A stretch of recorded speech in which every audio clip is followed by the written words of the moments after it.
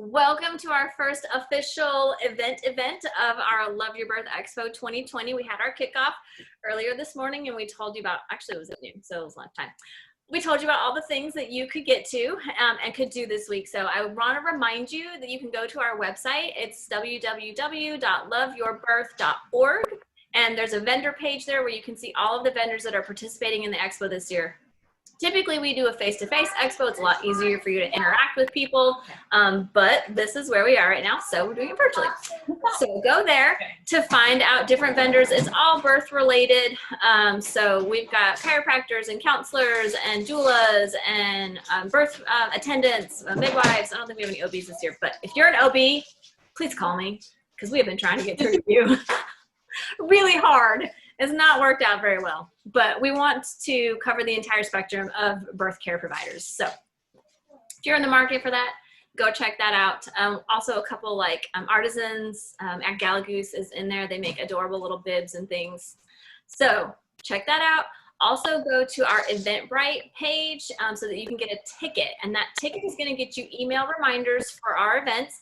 And it's also, if you're local, going to get you a swag bag. You can choose if you want a swag bag or not. We still have a few tickets left for those swag bags, and you can pick those up next weekend, next Saturday. The 17th. Yes, on the 17th, and that's going to be done in West Columbia at Caraway Park. So if you don't have your Eventbrite tickets, get those. Rachel, who you can see feverishly typing, is going to be those links into our comment box there. Next item of business we have is that all of the funds that we're raising from our vendors for the expo, and then we've got some fundraising things going on this week, are going towards our doula training scholarship. So typically our expo funds go towards a doula grant to help families pay for a doula, but with the current climate in hospitals, that's not really feasible. So instead, we're deciding to sponsor trainings for people who want to become doulas. So if you are from an underrepresented community, Black, Indigenous, person of color, LGBTQ community, anybody who's underrepresented by the doula community and by the birthing community, we want to help you and include you and bring you into the birthing community. And so we can help with some of the money for training scholarship. If you want to help donate to that cause, you can give us money directly through Facebook. So that's a very easy way to do it. Our website has a donate now button through PayPal. Amazon Smile is a great way to very easily get us money. We have a little post that Rachel made on how to add us as your Amazon Smile charity in your app. You can also do that on your desktop. That's another link that Rachel gets to drop in there to find us on your Amazon Smile. Prime Day is coming. Who's excited about Prime Day? Right? There's supposed to be all kinds of sales and stuff. So that's coming. Spend all your money once you've set us as your Smile charity. That way we can then spend all your money so that we can get a portion of that. And then we do also have a bonfire shop now. So if you're in the market for a cute birthday t-shirt, you can get one of those through that. Our campaign is ending with the expo on the 14th, and then everything will get printed. We don't have any minimums as a nonprofit. If you've ever worked with Bonfire before and know that sometimes they have minimum print runs, and so things might not get printed, but that's not the case here. You're definitely getting your shirt. So you can place an order there. Now, Annie, would you like to tell everyone how they can win prizes here today? Yes, you continue watching our live right now, and This is not one of those. we're going to have a keyword while we're talking to Sarah, and then there will be a form for you to simply fill out with that keyword in it. You can also make comments and participate live right now, saying the two big giveaways that we have are a $200 gift card to Target and a stroller car seat travel system. You can make a comment of which one you would like right now even, and that is an extra entry for you today. Yep. And we do have a spot prize, so pay attention. You don't know when that might come out. $15 to Loveland Coffee, because who couldn't use a little bit of Loveland Coffee? We call it self-care. And then tomorrow night is our next event when we're done here, and that is a Kahoot game. So if anybody wants to participate in that, that will not be live in the sense of a Facebook Live. It will be live in person over Zoom. So you'll get an email from Eventbrite. Again, you need your Eventbrite ticket so that you get the Zoom link so you can come in and participate with that. And that's a really fun, it's a fun little game. where you can play. We have a down the canal version that we've got this year. So it's a birthing related, and you can win some prizes. Tomorrow, our big prize is a 45-minute virtual Reiki session. So if you want some calming vibes, you can get that. And who doesn't in 2020? Right? Yeah. We all need some calming vibes right now. Okay. Speaking of So on to the good stuff. I get to start with our lovely Sarah's bio, which I have too many tabs. I apologize. Okay. Sarah obtained her Bachelor's of Science in Psychology from Clemson University in 2011 and her Master's in Social Work from the University of South Carolina in 2013.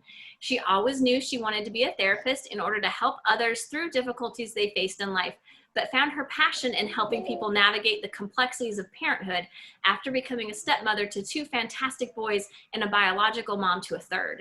During her maternity leave, in between breastfeeding, pumping, and naps, she studied perinatal and postpartum mental health through Postpartum Support International and opened her own practice to specialize in helping others through the ups and downs of pregnancy and postpartum. She is a proud nerd of almost all the fandoms and an avid equestrian in her free time.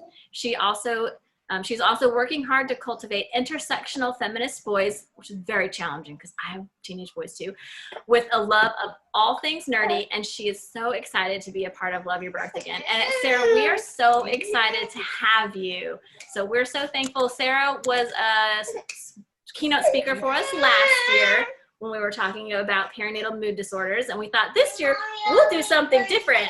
And then COVID hit, and we all need the mental health a little bit more than we might have last year even. So fine until Corona hit. Well, oh my gosh, I right? wouldn't say fine, but Kind of kicked all of us. yeah. All right, so let's dive in. Sarah, this year has been more than any of us could have ever imagined. I think it's really overwhelming for so many people to know even where to start. So when someone is feeling overwhelmed by the enormity of everything surrounding them, where do you suggest that they start? So I think the best place to start is just to acknowledge how absolutely overwhelmed pretty much all of us feel. There's a reason that we feel this way, and our emotions can give us really important information about a situation. There are alarm bells or red flags that something is happening. So what are our emotions telling us by saying we're overwhelmed? Maybe they're indicating that we need to focus more on self-care, reducing our workload, or giving ourselves some space to grieve the enormity of 2020. Yeah. We can take a moment and bring attention to those emotions rather than shoving them down or denying their existence. And then you can break them down into precipitating factors. So the who, what, when, where, and why we're currently experiencing those feelings. Then we can specifically name some of those feelings that brought us to this place of just feeling generally overwhelmed. Mm. My example is I feel resentful that I am no longer, or that I have no longer have the personal time and space that I did prior to COVID because my kids are always at home and in my space. Mm. Or maybe somebody's pregnant and having to go to appointments alone, which are terrifying. And they're angry that they're not allowed to have their emotional support with them during these appointments. Or maybe they're scared of giving birth in a hospital with only their partner there whenever they were anticipating having a doula, their mom, or, an aunt, an uncle, whomever there with them. So once we acknowledge and identify what we're feeling, thinking, experiencing, etc., we need to validate those feelings and experiences for ourselves. Mm-hmm. This stuff is all hard at baseline, pregnancy, postpartum, all that goodness, without having to cope with a pandemic and a general sense that the world is on fire around us. Yeah. Literally, for some people. It's true. Yeah, absolutely. So, of course, we feel overwhelmed. No one can expect us to go through this period of time completely unscathed and on our A game. So you are valid, your feelings are valid, you deserve self-compassion, and don't forget that, please. Yeah. Just to kind of explain validation and self-compassion and what that means for ourselves when the world is just too much and everything's overwhelming. My big thing is that it means lowering the bar on our standards. We are all, like every single one of us, limited right now. So why should people with kids, moms, hold themselves to this higher standard that we tend to? Instead of judging or criticizing me too, ourselves for a little called out here. Yeah. Instead of judging or criticizing ourselves for inadequacy, shortcomings, try to be kind and understanding like we would with a good friend. You probably wouldn't say that to your best friend, the things that we say to ourselves when we're confronted with personal failures. Like, my whole thing is perfection is a unicorn. It does not exist. It's a mythical creature. Don't try to find it. But my kids love unicorns. I know. Unicorns are wonderful. They just don't exist in real life. This can also mean accepting the things that we cannot control. Whenever we try to make the pain go away by suppressing what we can't control or fighting against it, everything generally tends to get worse. When we accept reality as it is, even if reality absolutely sucks, which it kind of does, we can better tolerate it, cope through it, or make some effective changes within it. Yeah. Also, acceptance is not the equivalent of being okay with something. It just means that we acknowledge it's real. Yeah. This is what we're living. Yeah. That's a great, like, that differentiation between acceptance and being okay with, because sometimes I think we do put the two together. Like, if I accept it, then I'm okay with it. But I like the same thing. There's definitely a big distinction there. We can accept something. Words in our vocabulary. Yeah. We can acknowledge and accept. We don't have to be okay. Yeah. Excellent. So that brings me kind of to my next question, which is about those coping habits. So kind of talk to us a little bit about healthy versus unhealthy. Which is which? How do you know kind of if what you're doing is quote unquote okay? So kind of a simple way to explain, I guess, our normal standard of healthy versus unhealthy coping habits are that unhealthy coping strategies tend to feel really good in the moment, but may have long-term negative consequences. Whereas healthy coping techniques may not necessarily provide that instant gratification, but do lead to a lasting positive outcome. Though I will say, if there's something that feels good in the moment and you can't see any negative consequences to it, go for it. Those are healthy too. Yeah.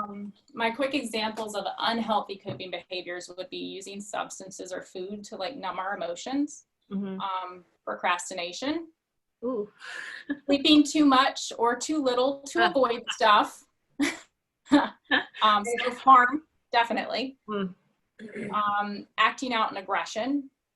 And then my last one was disassociating, which would be just withdrawing from the world around us. Yeah, we were talking a little bit about kind of defining that, because it feels like such a big like therapy word. Like, are you dissociating? Like, I don't even know what that means. Like, you know, break it down for me, like really, really simple. Okay, so for some, disassociation can literally mean like experiencing the world kind of through somebody else's eyes, like feeling like you're not actually present.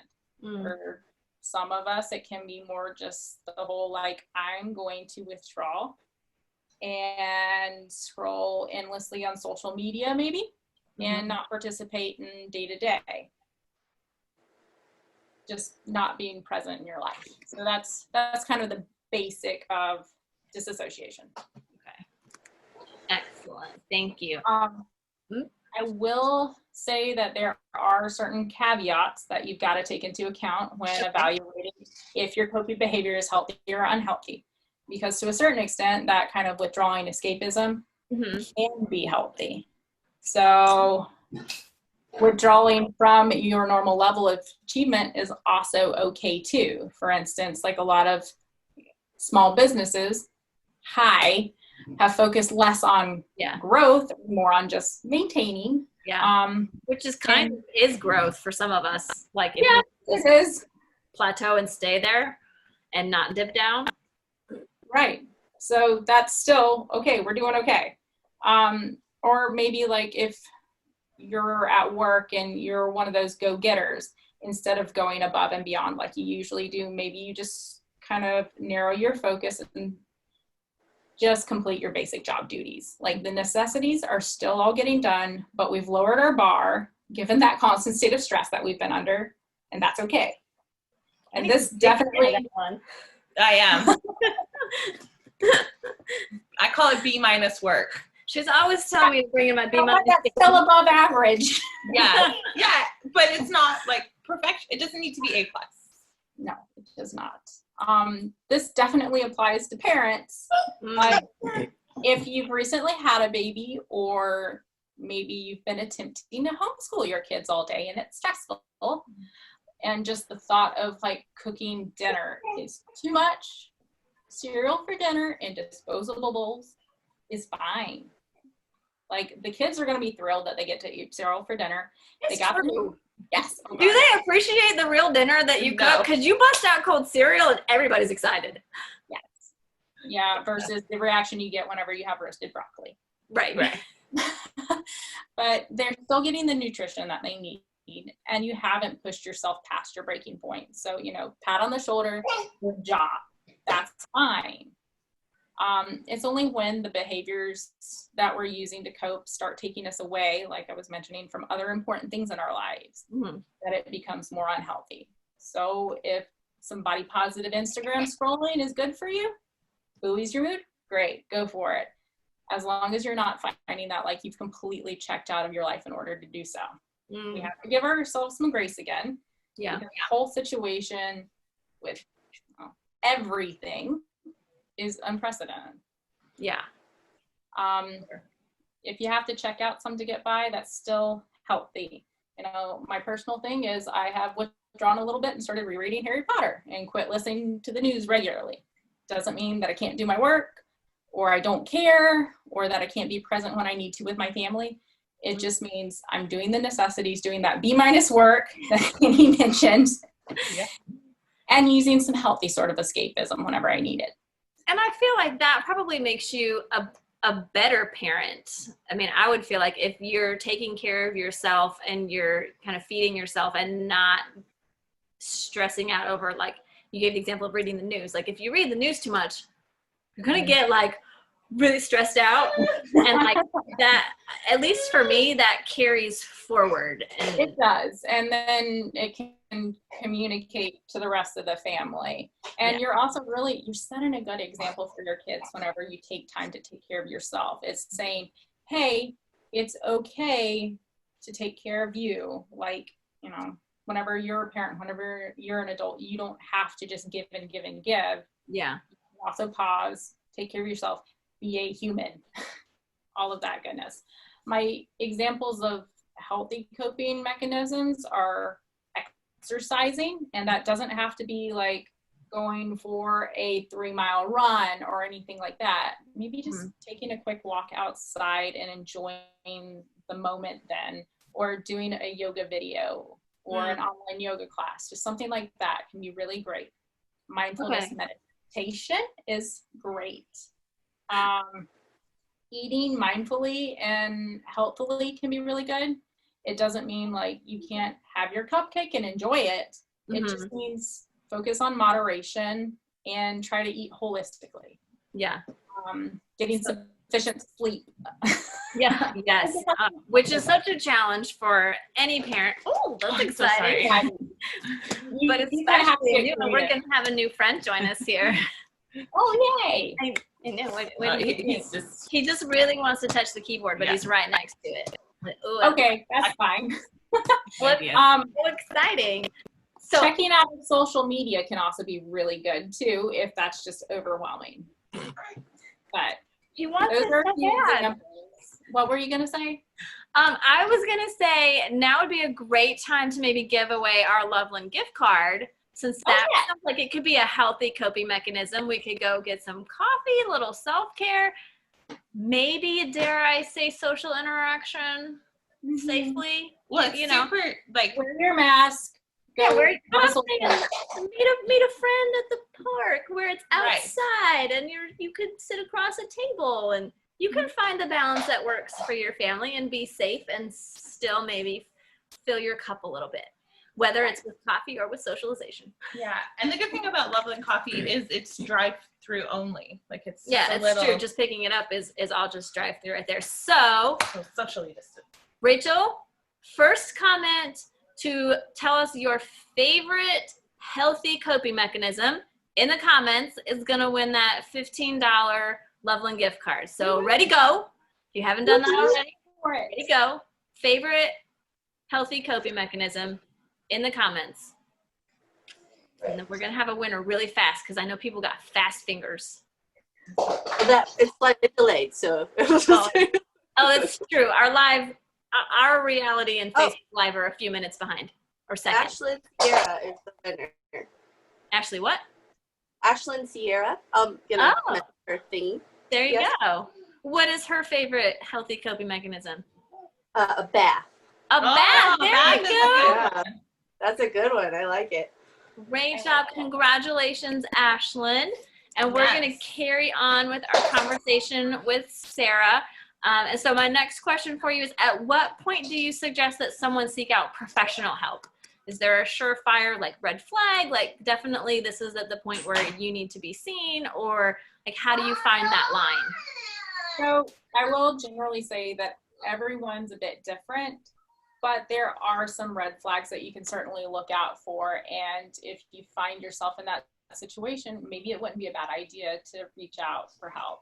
Like if you're experiencing significantly more stress and it's making that day-to-day really difficult, or if you find yourself becoming really short and irritable when that's not your norm, or, you know, like we mentioned before, disconnecting to the point that you're not participating in day-to-day life, you're experiencing some significant changes in sleep, and not your typical like infant, small child related sleep changes. We're talking more like insomnia, recurrent nightmares, waking frequently and not being able to get back to sleep. Mm-hmm. If you are having suicidal thoughts or experiencing those kind of distressing and intrusive thoughts, that's really upsetting, those are moments that you can seriously consider seeking some professional outside help. Ultimately, you're going to know yourself the best. And if things don't feel right for you, don't be afraid to ask for help. There are a lot of people around who can guide you to the right resources, like your lactation consultant, your OB, your chiropractor. Your doula. But your doula. Definitely your doula. We have a good resource list for sure. Yeah, there's lots of resources in lots of places.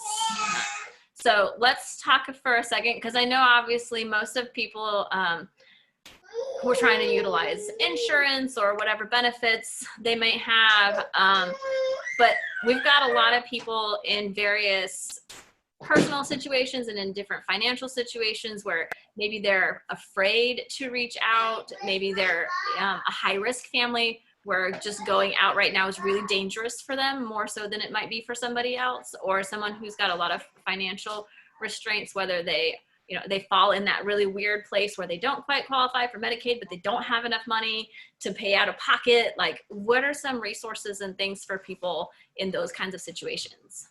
So I will say that with the pandemic going on, a lot of providers are offering telehealth now. Personally, I do Zoom and sometimes I do telephone session depending on client preference. I know you guys and a lot of OBGYNs also offer telehealth if you can't or don't want to venture out in the current environment, as long as it's not something absolutely necessary that has to be seen in person. They can facilitate quite a bit via telehealth.